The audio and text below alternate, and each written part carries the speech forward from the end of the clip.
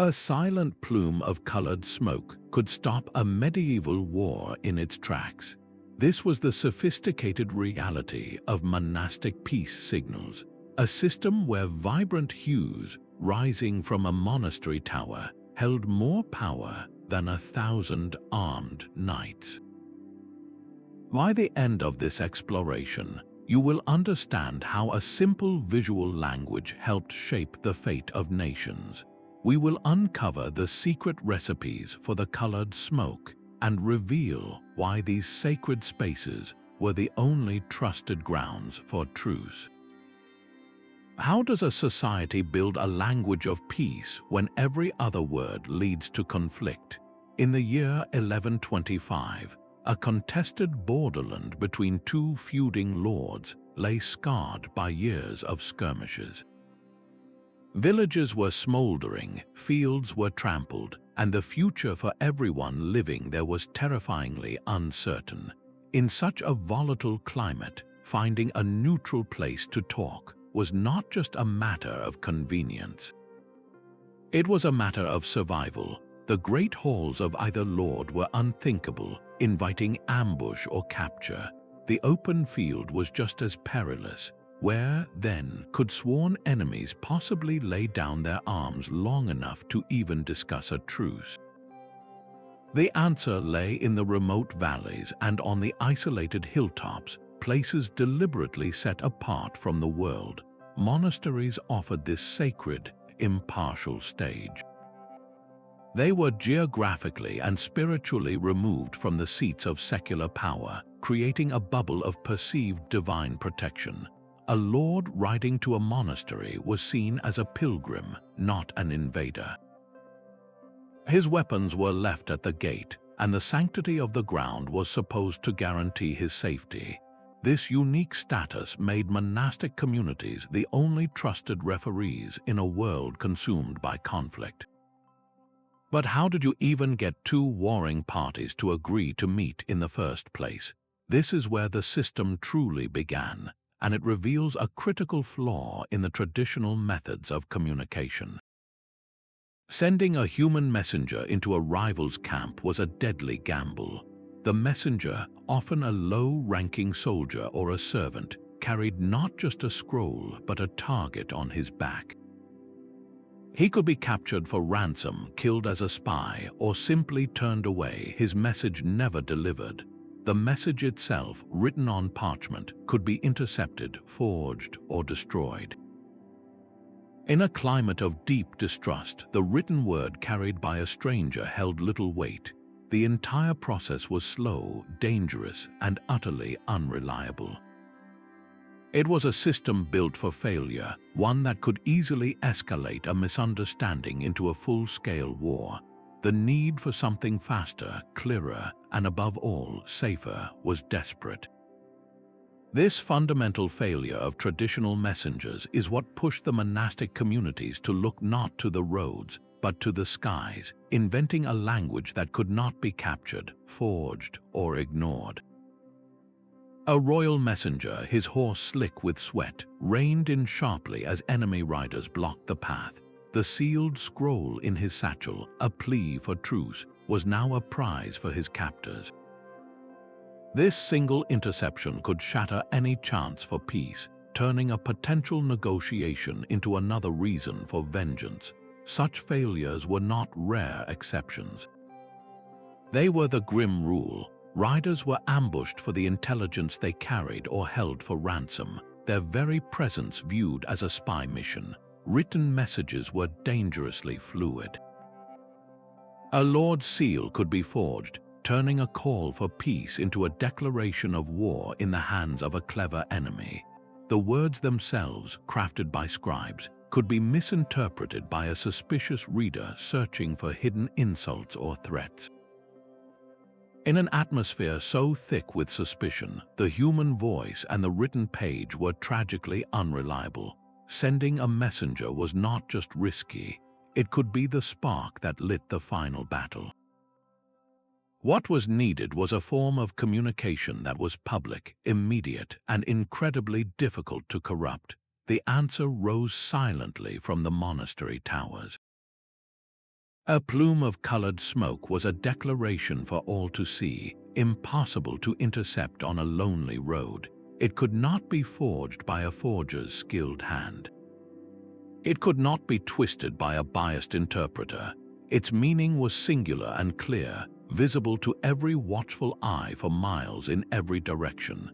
This inherent security and brilliant clarity created a foundation of trust where none existed before, paving the way for a sophisticated language built not on words but on vibrant, unmistakable color. A red plume unfurling against the sky was a message that traveled at the speed of sight. Scouts on a distant ridge, soldiers in a muddy encampment, and farmers in their fields all saw the same vibrant signal at the exact same moment. This was the core genius of the system. It created an instantaneous, shared awareness that a formal peace process had officially begun.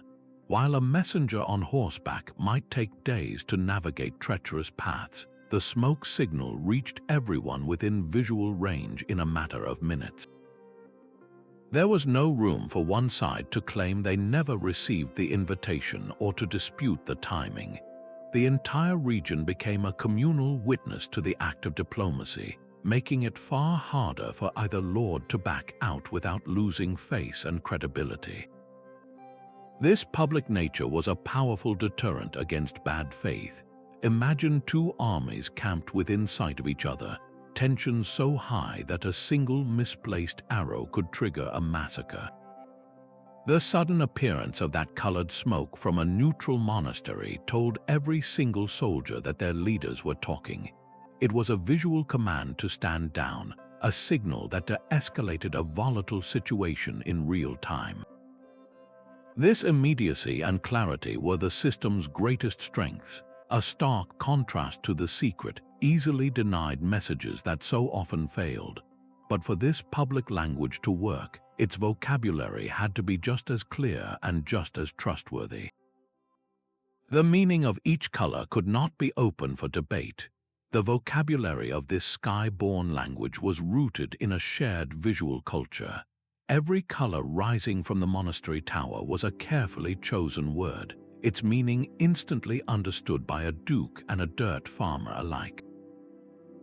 Green was far more than just a color. It was the vibrant hue of spring after a long winter, symbolizing hope and the promise of renewal. When a green plume drifted over the war-torn landscape, it signaled that the negotiations themselves were a fresh start, a chance to heal the land, blessed by the sanctity of the monastery's own peaceful fields. It was an invitation to grow something new from the ashes of conflict. White smoke carried an even heavier weight of meaning. Universally recognized as the color of purity and truce, it announced that the talks were not only proceeding but were unfolding under the direct favor of God. A white signal told the watching armies that their lords were bargaining in good faith, their intentions cleansed of deception within the sacred space.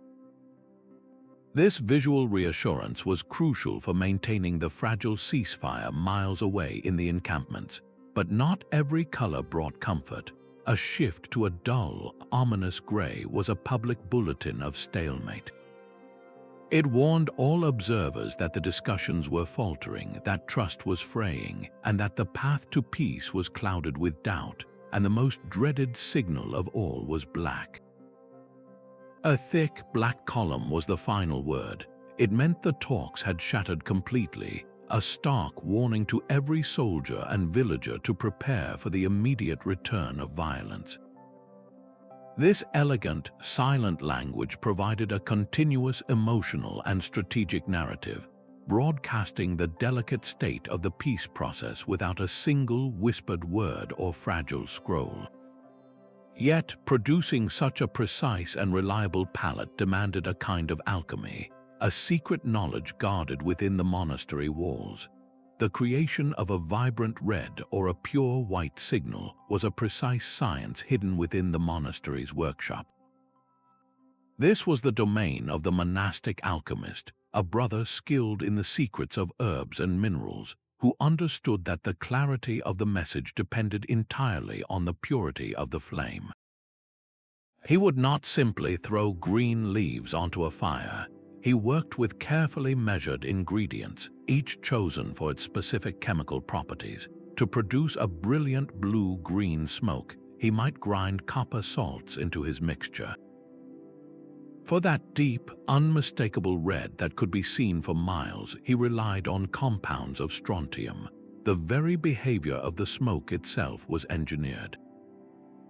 The monk added potassium nitrate to the base mixture, a substance that acted like a throttle, controlling the burn rate to ensure the plume was thick, lasted for a long time, and rose in a steady, readable column. This was not a haphazard bonfire. It was a controlled, ritualized performance. The entire process, from the grinding of the minerals to the final lighting of the pyre, was often accompanied by quiet prayers for a successful and peaceful outcome, a perfect fusion of spiritual hope and chemical precision. The specific recipes for these colored smokes were not written in any book that could be stolen. They were closely guarded secrets, passed orally from one generation of monks to the next within the order. This secrecy was a vital security measure. If a rival lord knew how to make the red smoke of invitation, he could forge a truce signal to lure his enemy into a trap. By keeping the formulas utterly secret, the monasteries guaranteed that every colored plume was authentic, a genuine call from the neutral ground. This technical mastery over the very air was a quiet demonstration of power. It underscored that these sacred communities were not just spiritual havens, but also centers of advanced practical knowledge, a unique combination that cemented their irreplaceable role as the only trusted referees in a violent world. Their authority rested as much on their chemical skill as it did on their perceived divine favor. The Abbey of Cluny stood as a towering example of this neutrality. By the 11th century, its influence stretched across Europe, a network of over 1,000 monasteries answerable only to the Pope himself. This independence from any local duke or count was its greatest strength.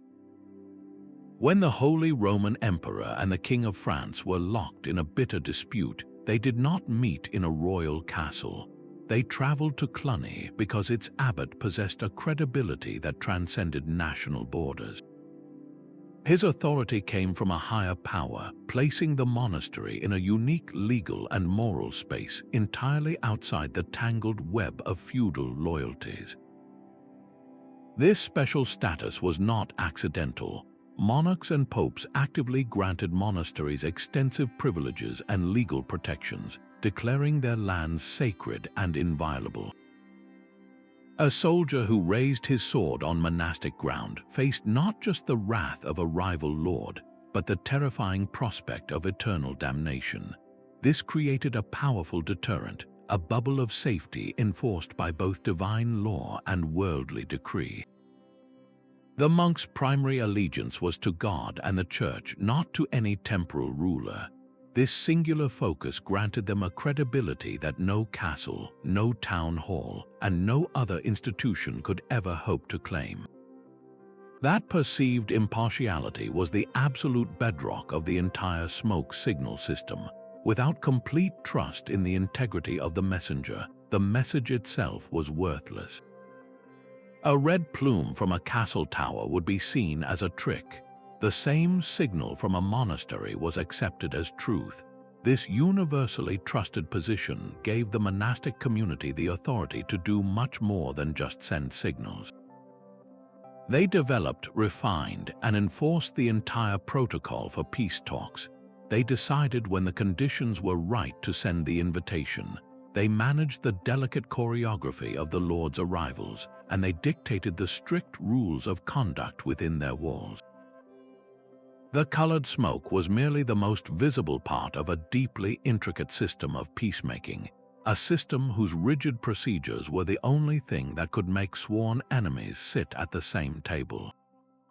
A formal request for peace would arrive at the monastery gates, carried not by a soldier but by a trusted priest or a monk from a neutral house. This was the first critical step in a meticulously designed protocol. The abbot and his council would then deliberate, weighing the sincerity of the request and the stability of the region. Only after they were convinced the effort was genuine would they accept the role of host. Their first public act was to raise specific flags above their towers, a silent announcement to the entire countryside that a sacred diplomatic process was now officially underway. Then, at the precise hour the envoys were due to arrive, the first and most important smoke signal would bloom against the sky. It was almost always white. This initial white plume was a powerful, multi-layered message. It confirmed that the diplomatic delegations had entered the monastery grounds safely, their weapons left at the gate. It signaled that they were now under the divine protection of the sacred space, and it commanded a temporary ceasefire from all watching armies. The peace talks had not just begun, they had begun under the watchful eyes of both God and the entire community. As the days of negotiation passed inside the monastery's chapter house, the story of their progress was written in the sky for all to read. A shift to a steady green smoke would ripple through the watching camps, a visual sigh of relief that signaled tangible progress was being made at the bargaining table. It told the soldiers standing guard in the fields that their lords were building something new, a potential future where they could all return home.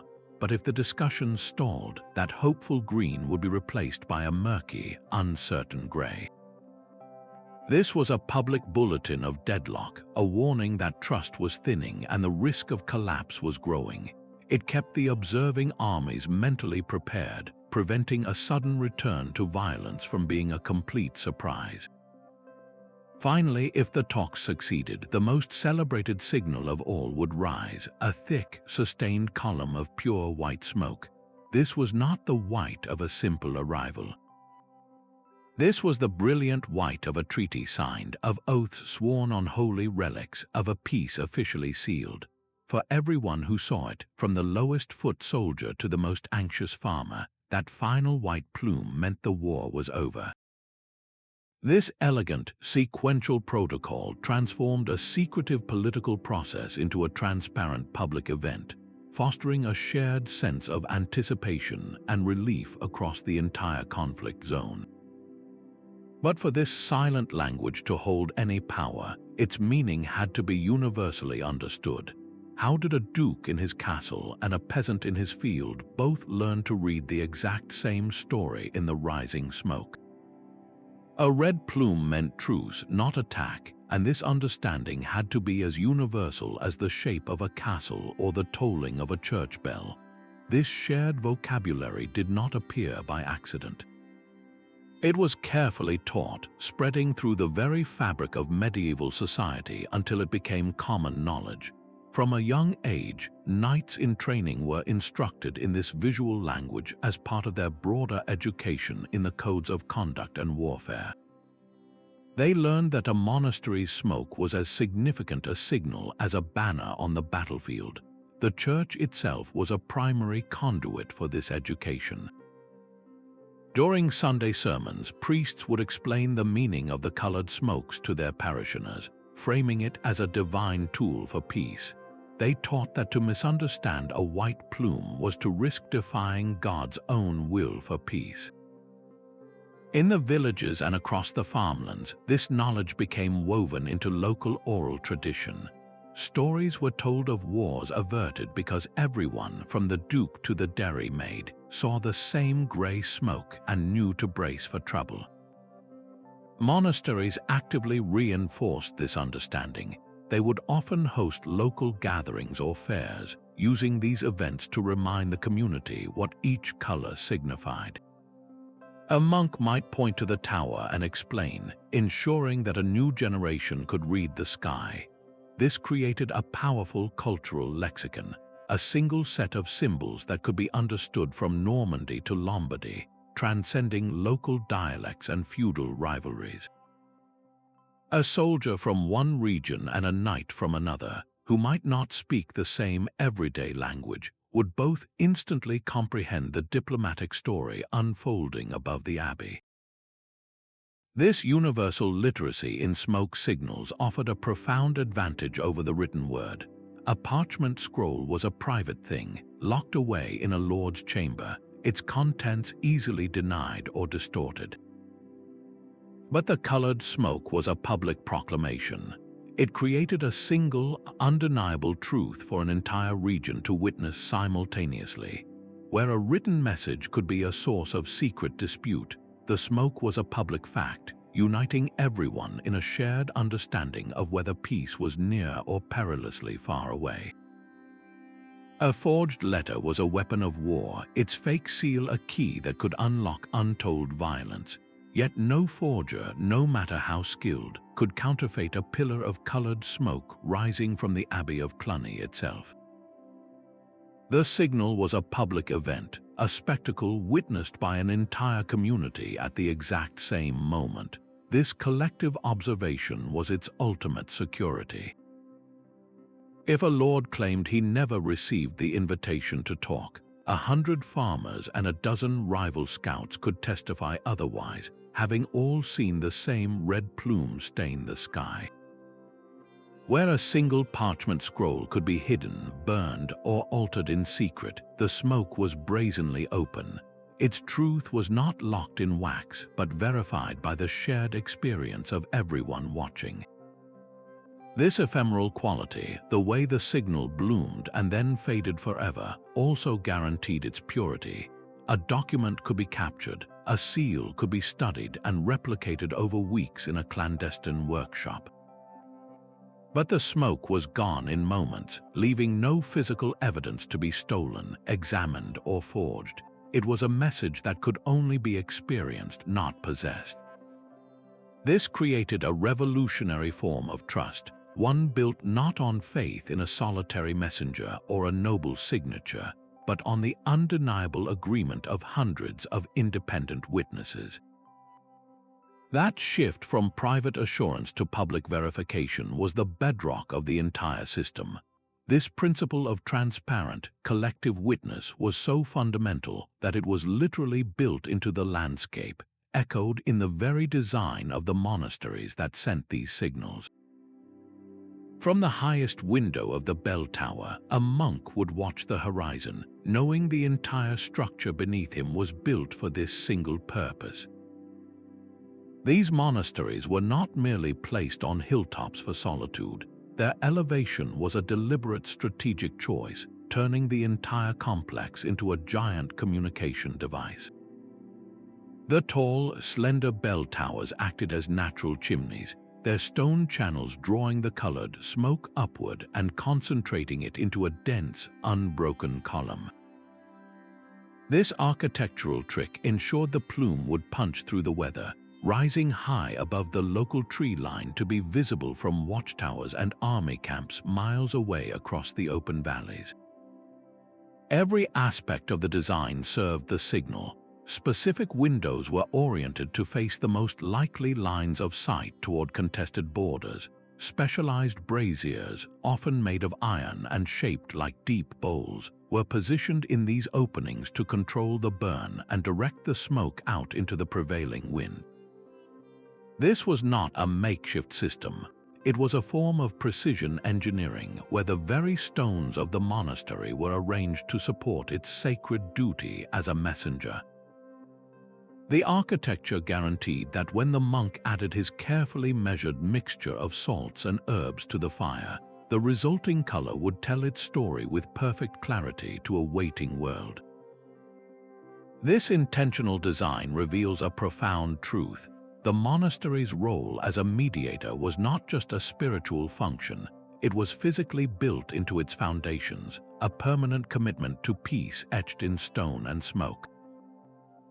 That towering silhouette on the hilltop, however, was part of a much older human story, one that stretched back long before the first Christian monks ever sought their solitude in the wilderness. The stone bell towers of medieval Europe were not the first to send messages into the sky. That lineage stretches back centuries before the first monk ground copper salts for a green plume.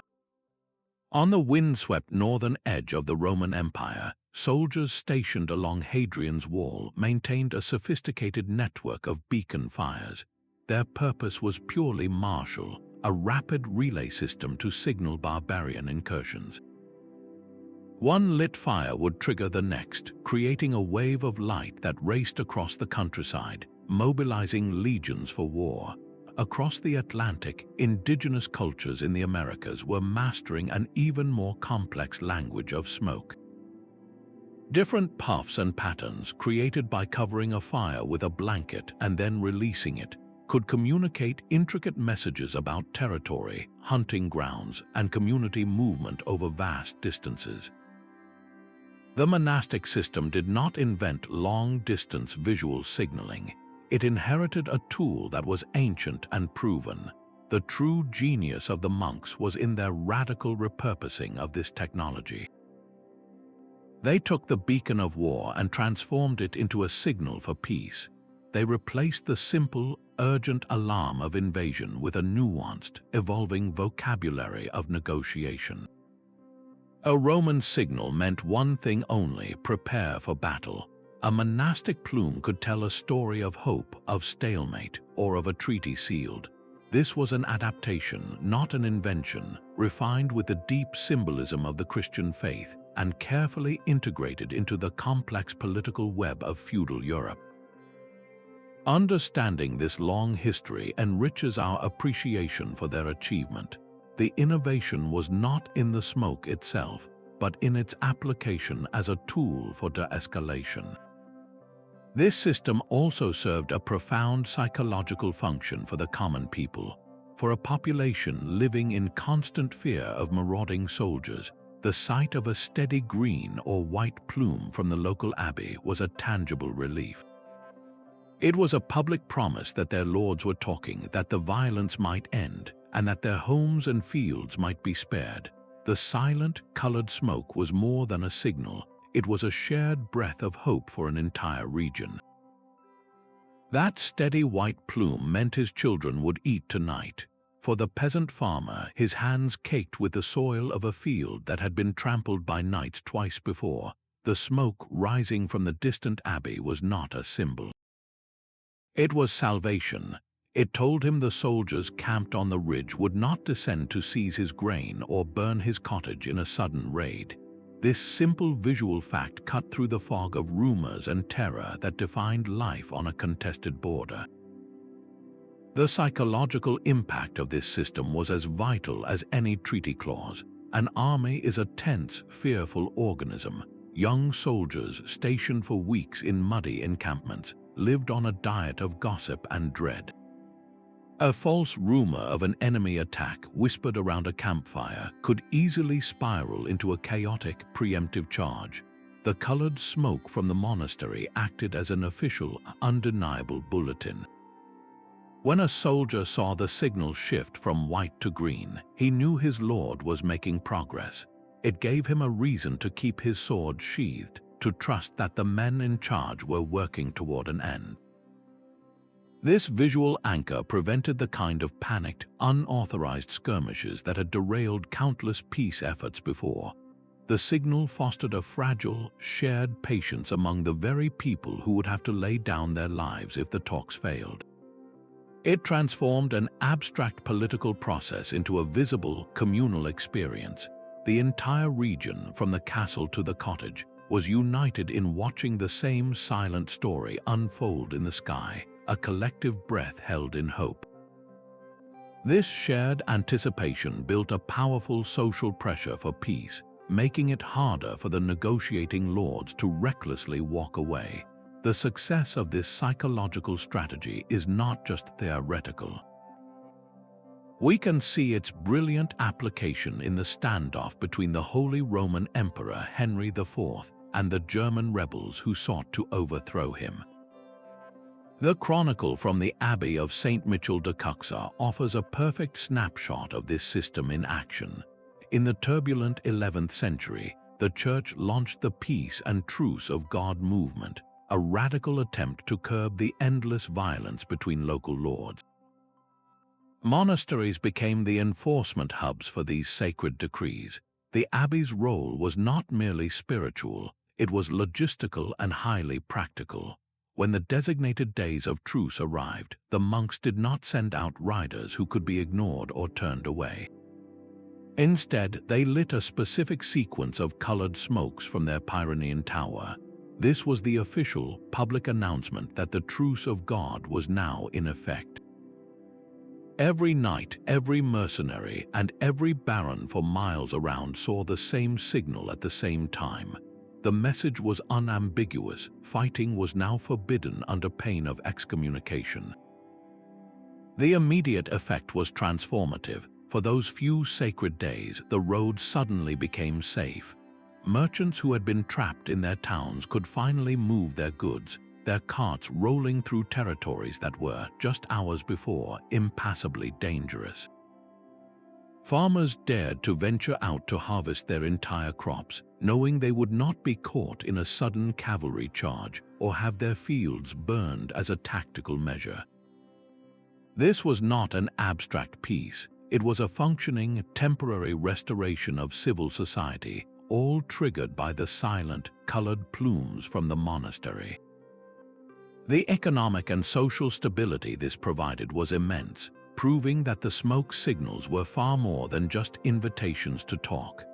They were the tools for enacting a broader, church-led pacification campaign that directly improved the lives of ordinary people. Yet for all its sophistication and proven benefits, this elegant system of communication possessed inherent weaknesses that could shatter the peace it worked so hard to build. A sudden summer storm could silence the entire diplomatic process in an instant. The system's greatest strength, its reliance on clear lines of sight, was also its most critical weakness. A dense fog rolling through the valley, a relentless downpour, or even a heavy blanket of snow could completely obscure the monastery tower, rendering the monks' carefully crafted colors invisible. In such conditions, the diplomatic delegations inside the monastery were effectively cut off from the outside world, operating in an information vacuum. Imagine the tension in the two army camps, staring into a wall of gray mist where a reassuring green plume should have been. The absence of a signal was not neutral. It bred suspicion and fear. Soldiers left without their visual anchor might assume the talks had failed, that their lord had been betrayed, and that the enemy was preparing to attack. This single point of failure could undo weeks of delicate negotiation in a matter of hours, proving that the language of smoke was a fair weather friend. Beyond the whims of the climate, the system was vulnerable to simple chaos. A nearby forest fire, a burning farmstead, or even a careless kitchen fire within the monastery itself could send unintended plumes into the sky. A column of black smoke from a common accident could be mistaken for the dreaded signal of diplomatic collapse, potentially triggering a panicked military response before the truth could be established.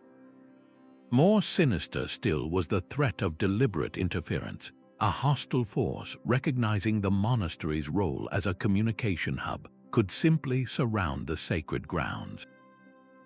By blockading the abbey, they could physically prevent any smoke signal from being lit, holding the entire peace process hostage and isolating the negotiating lords from their own armies. This demonstrated that the sanctity of the monastic ground was a powerful deterrent, but not an impenetrable shield against determined secular aggression. The colored smoke, for all its elegance, was also a limited vocabulary. It could broadcast the emotional tone of the talks, hope, stalemate, or failure, but it could not convey the specific terms being debated. It could not communicate whether the dispute was over a border river or a disputed inheritance, nor could it detail the clauses of a drafted treaty.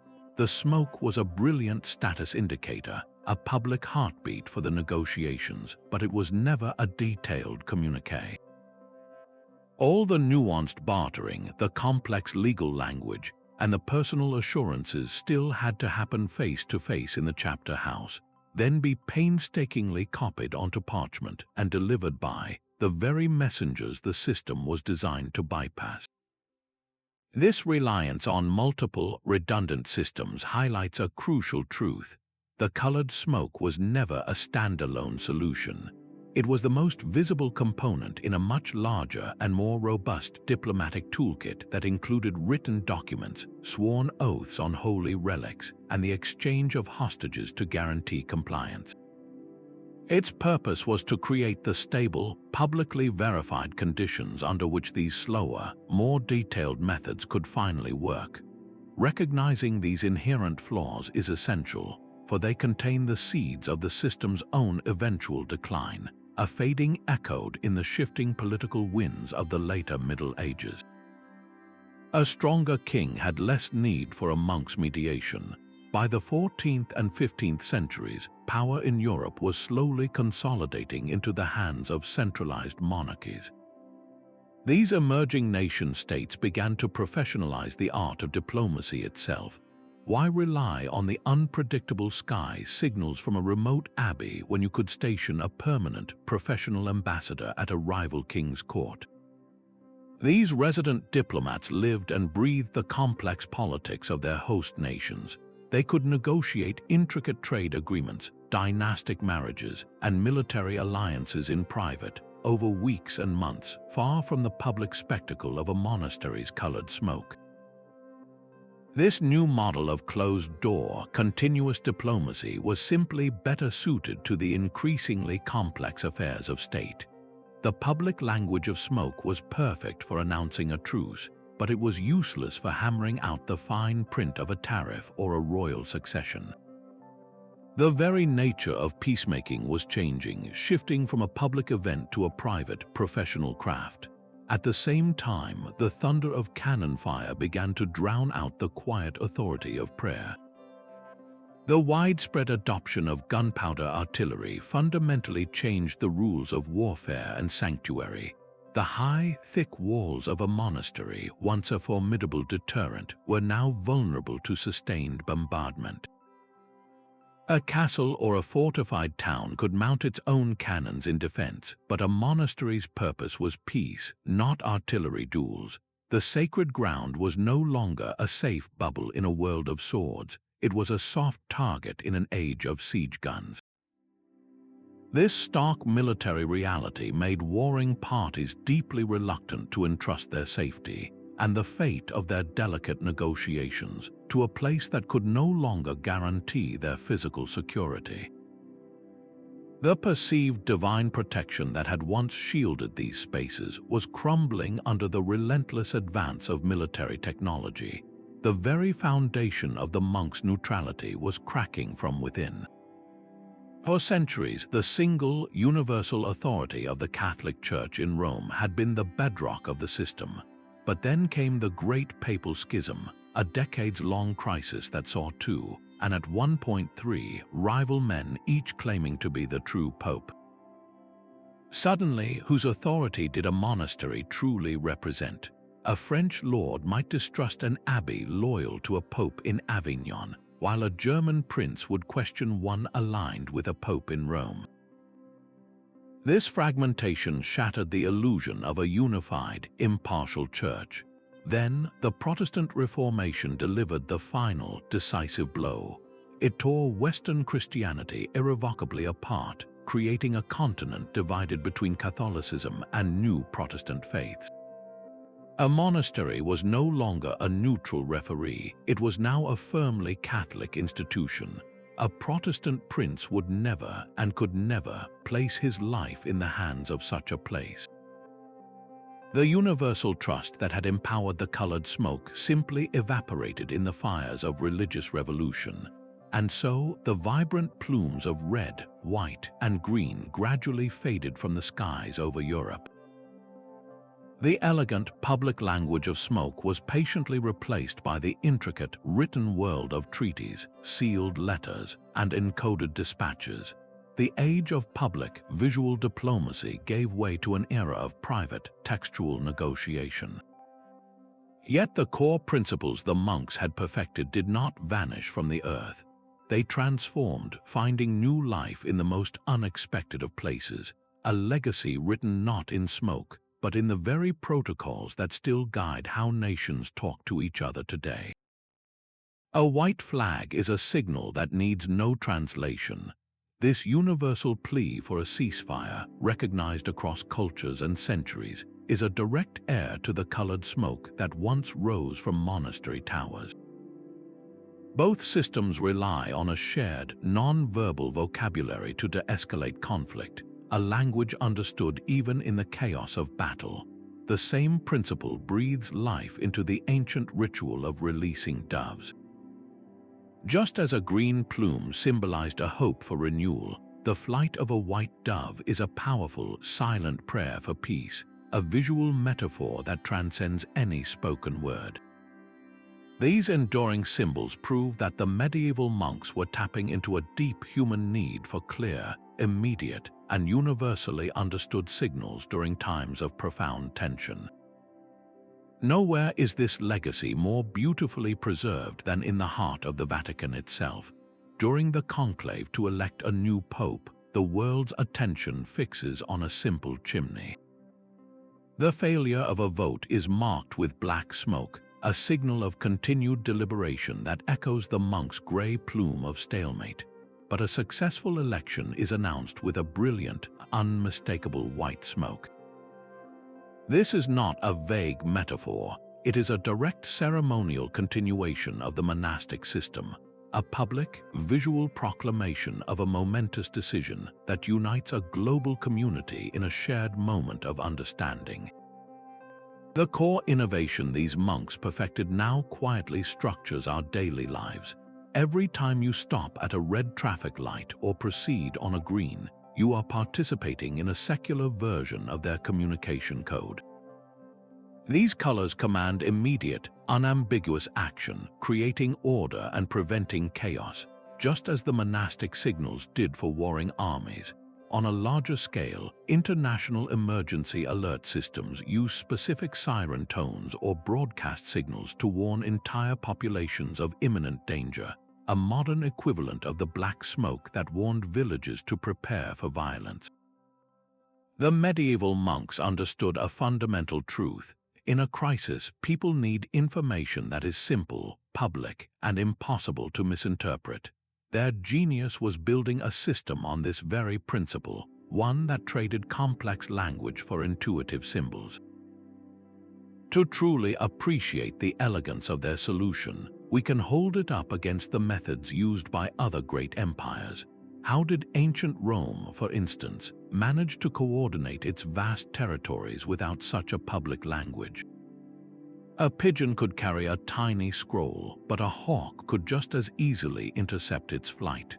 This was the fundamental fragility of avian messengers in the medieval world.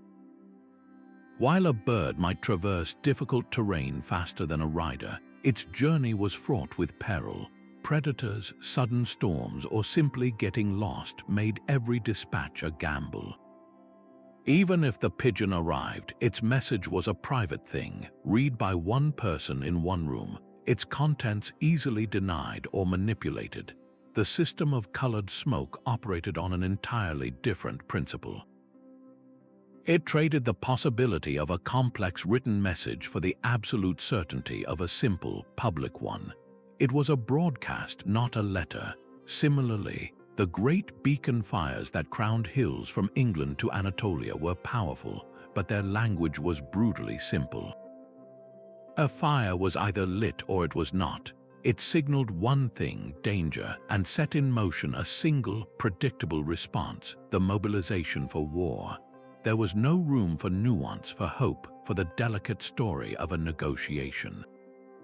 Church bells offered another form of public address, their tolling carrying for miles, yet their vocabulary was also limited. The slow, solemn toll for a funeral, the frantic pealing for an attack, these sounds could convey raw emotion but little specific information. The bells could tell you something was happening, but they could not tell you if your lord was winning a peace or losing his temper. The colored smoke system elegantly filled this gap. It was more immediate and trustworthy than a lone rider, more nuanced than a simple fire, and far more specific than the sound of a bell. It occupied a unique and sophisticated middle ground in the medieval communication landscape, a tool perfectly tailored for the fragile, high-stakes process of peacemaking. This was not a general-purpose signal. It was a specialized diplomatic instrument, its use timed to the rhythms of faith itself. A monastery would not lightly send a red plume into the sky on a day of penance or during a major holy feast. The decision to initiate peace talks was often aligned with the liturgical calendar, with periods like Lent or Advent, which were already associated with reflection and reconciliation. This integration with religious life infused the smoke signals with even greater spiritual weight, turning a diplomatic tool into a form of collective prayer made visible. The system's genius lay in its perfect fit for a specific, critical need. It could not draft a treaty, but it could create the stable, publicly verified conditions under which a treaty could be written. It was the steady, visual heartbeat of peace in a world deafened by the clamor of war. Peace talks were not scheduled on a lord's whim, but on God's calendar. A monastery would most often extend its invitation for dialogue during the great feasts of Easter or Christmas, periods when the entire Christian world was already focused on themes of forgiveness, rebirth, and divine mercy. This was a deliberate act of strategic timing. By embedding the diplomatic process within these sacred seasons, the monks framed the entire endeavor as a spiritual obligation, not merely a political option. The call for a truce resonated more deeply when it echoed from the pulpit during a Christmas Mass, making it harder for a warring lord to refuse without appearing to defy the core tenets of his own faith. The synchronization went even deeper into the very hours of the day.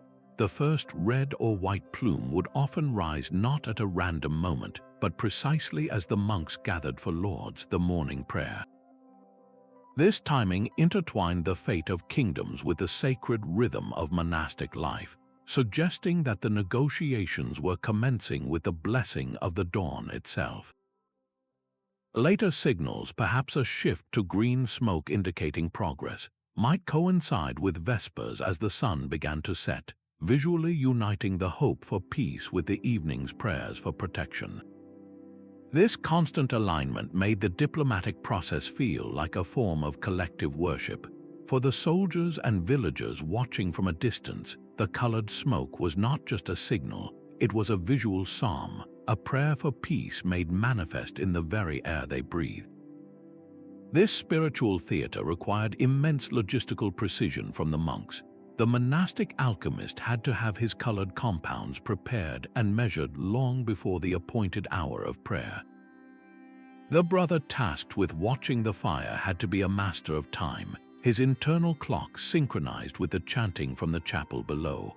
A signal delayed by even a quarter of an hour would break the sacred illusion, revealing the human machinery behind the divine spectacle.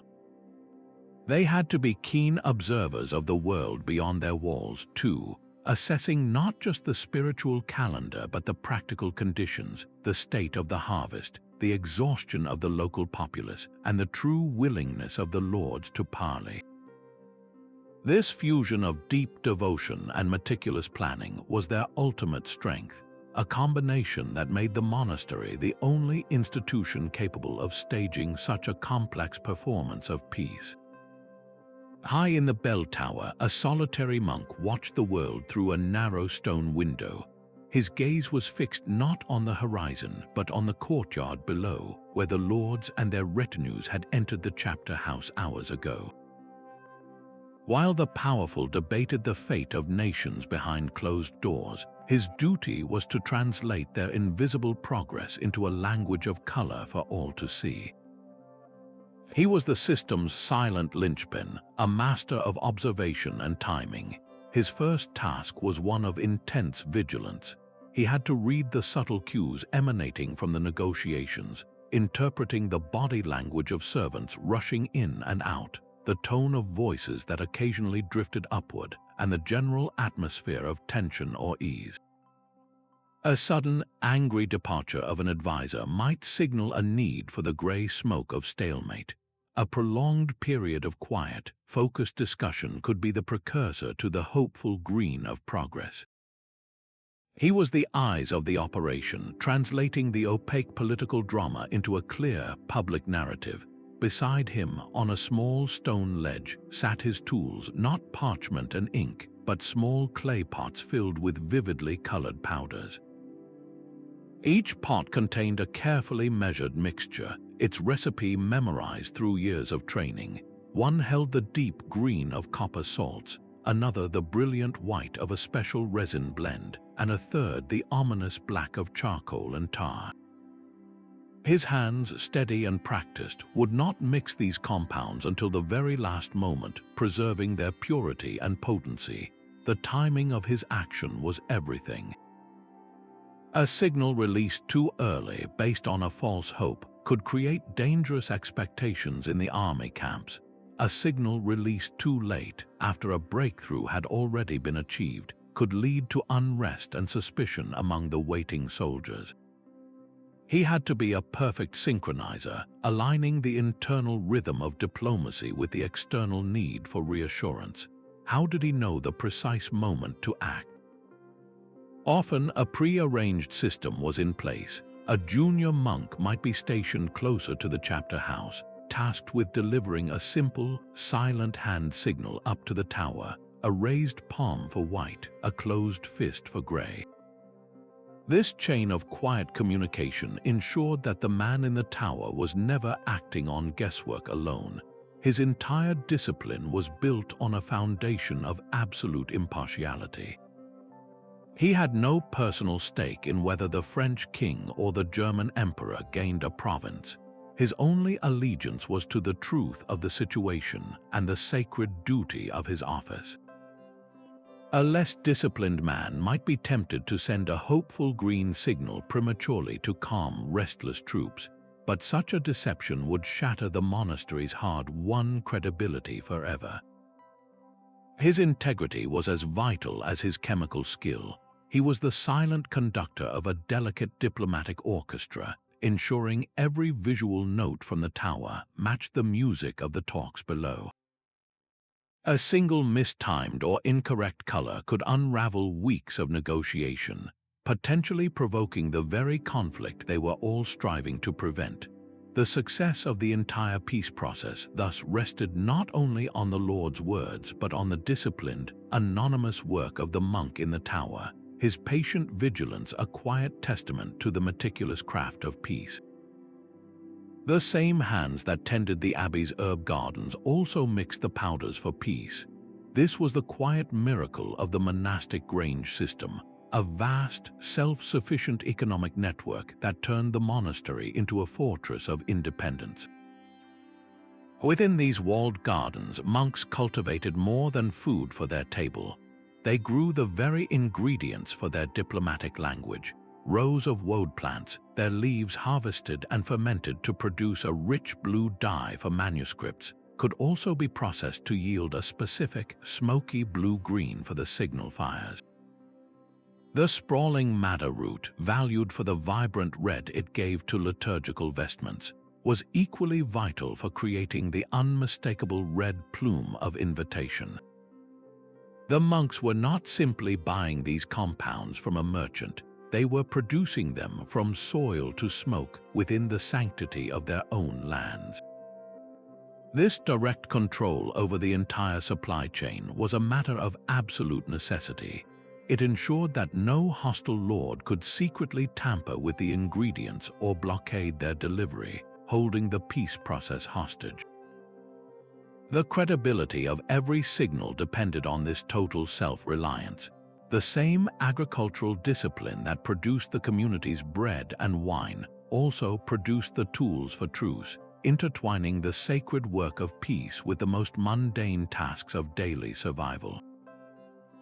This self-sufficiency was the bedrock of their impartiality, a monastery that could feed itself, clothe itself, and manufacture its own diplomatic signals, was a monastery answerable to no secular power.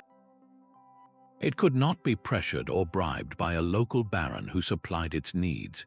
Its independence was grown in its own soil, a tangible form of freedom that underwrote every colored plume that rose from its tower. For the monks who knelt in these gardens, the act of weeding a madder plant was not just farming.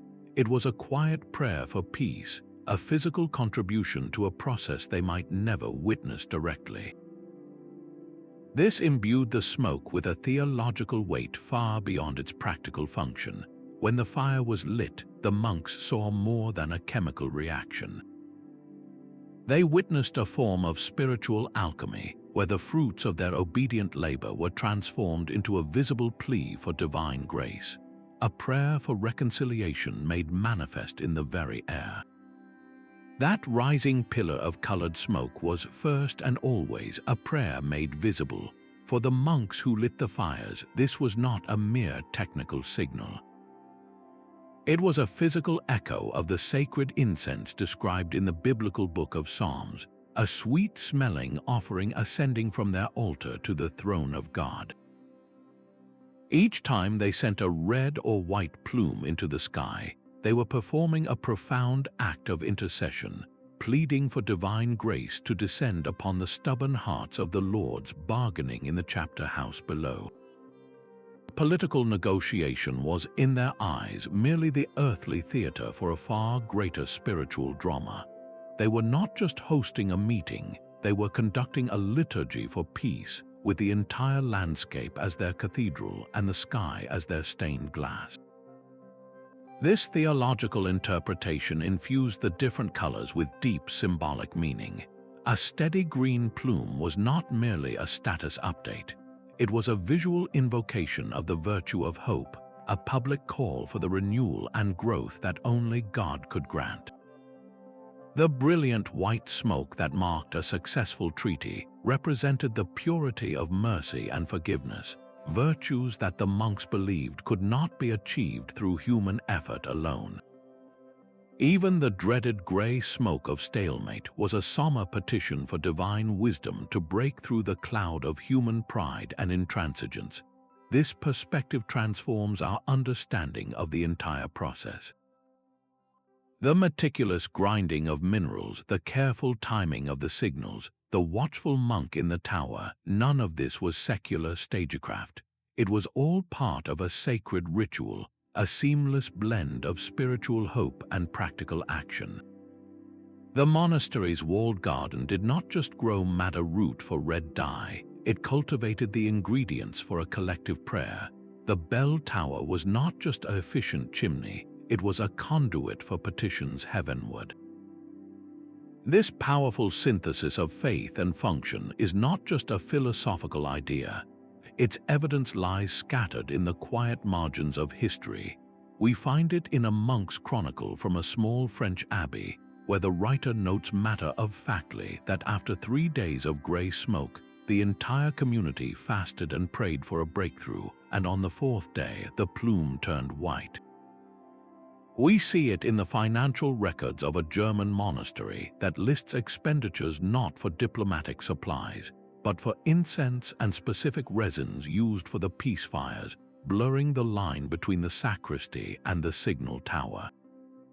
These fragmented records reveal a world where the spiritual and the political were not separate realms, but two threads woven tightly into a single, resilient cord, a cord strong enough to pull warring factions back from the brink. The search for proof begins not with a grand discovery, but with a quiet line of Latin script in a dusty chronicle. We find a passing mention in the records of the great abbey of Fulda, a note that during a summit between rival dukes, the monks made use of signa fumosa, smoke signals, to manage the arrivals of the noble delegations. This is not a detailed recipe, but a casual reference to a routine practice, which for historians is like finding a single, vital piece of a vast puzzle. Over in Italy, the chroniclers of Monte Cassino make similar observational notes, describing how the color of the plume would shift to reflect the mood of the deliberations inside. These texts were never meant to be instruction manuals. They were simply recording the world as they knew it, and in doing so, they preserved the echoes of a system everyone once understood. The visual arts provide another layer of testimony. Look closely at certain illuminated manuscripts from the period, those beautifully illustrated books created in monastic scriptoria. In scenes depicting a royal assembly or the signing of a treaty, the artist often includes a telling detail in the background. There, rising from the tower of a monastery nestled in the hills, is a distinct, carefully painted plume of smoke. The artist included it for the same reason the chronicler mentioned it, because it was an essential part of the diplomatic landscape, a visual shorthand every contemporary viewer would instantly recognize. This is where the written word and the painted image converge, offering a compelling, if indirect, body of evidence. But what of the physical, chemical proof? The archaeology of peace is far more elusive than the archaeology of war. We can easily find the battlefields, the broken swords, and the shattered fortifications. Finding the residue of a truce is a much subtler science. The most promising clues may lie not in the ground, but in the very stones of the monastery towers themselves. Specialized braziers, iron bowls used for the signal fires, were often set into specific window embrasures. If archaeologists were to carefully scrape the inner surfaces of these ancient braziers, subjecting the microscopic residues to modern chemical analysis, they might just find the ghost of a signal. The detection of copper or strontium compounds, those same elements the monastic alchemist would have used, would be the smoking gun, a literal trace of the colored smoke that once carried messages of hope across the land. We are left, then, to assemble a mosaic from these scattered fragments, a piece of Latin text here, a painted plume there, and the potential of a chemical signature. Together, they form a picture sophisticated enough to be credible, yet fragmented enough to remind us how much of the delicate machinery of history simply fades away on the wind. The real value of this recovered knowledge, however, is not just in understanding the past. It challenges us to look at our own world and ask a profound question. In an age of digital misinformation and deeply polarized conflicts, what would our equivalent of a trusted, universally understood white plume be? A black plume of misinformation can spread across our digital landscape in seconds, sowing discord with a speed the medieval world could never have conceived. We now face a crisis of trust far more complex than any feudal dispute, where the very tools designed to connect us are often weaponized to divide. The medieval monks offer a surprisingly potent antidote to this modern poison. Their system was not built on complexity or secrecy, but on radical transparency.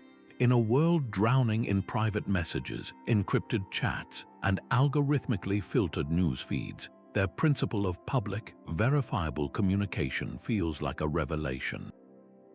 Their colored smoke was a message for everyone, its truth guaranteed not by a password but by the collective witness of an entire community. This idea resonates deeply with modern efforts to combat fake news, where fact-checking organizations and public accountability strive to create a shared, verifiable baseline of truth, a digital equivalent of that undeniable white plume. The monks understood a fundamental truth that we have somehow forgotten. The most effective message in a crisis is not necessarily the most detailed one. It is the one that is immediately and universally understood by every single stakeholder. Think of a simple traffic light. Its red, yellow, and green do not explain the physics of braking or the intricacies of urban planning. They command immediate, unambiguous action, creating order from potential chaos. The monastic smoke signals operated on this same principle of brilliant simplicity. They provided the essential emotional and strategic context, hope, stalemate, success, without getting bogged down in the untranslatable details of a legal clause. This lesson is vital for our own communication. In an emergency, a simple, clear siren is more effective than a complex paragraph broadcast over a radio. In a corporate crisis, a single, honest public statement from a trusted CEO can do more to restore confidence than a dozen leaked internal memos.